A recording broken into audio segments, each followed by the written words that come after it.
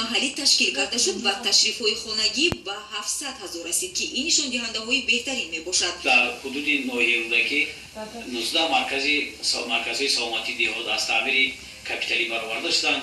аз ҷумла дар муассисаҳое ки аз таъмир бароварда шуданд кормандони мо барои ҷорӣ кардани тибби оилавӣ аз курсҳои махсус гузаронда шуданд, ҳам аз ҷониби духтурон ва аз ҳам аз ҷониби ҳамшираҳо аллакай аз курсҳои бозумонӣ гузаштанд ва баъзе аз онҳо аллакай фаъолияти кории худро оғоз карданд. соли 2014 шароити инфраструктури соҳаи хеле беҳтар гардида кӯмакҳои аввалию тиббии санитарӣ тавсея ёфтанд. болотар соҳаи тандурустӣ ва ҳифзи иҷтимоии аҳолии кишвар илова ба маблағҳои буҷетӣ татбиқи 38 лоиҳа ба маблағи 570 миллион сомонӣ идома дорад.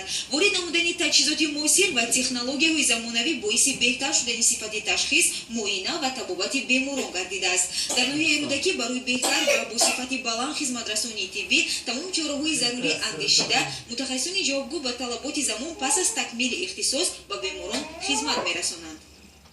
дар поёни навбати президенти мамлакат ба маҷлиси олии таъмини амнияти озқаворӣ идомаи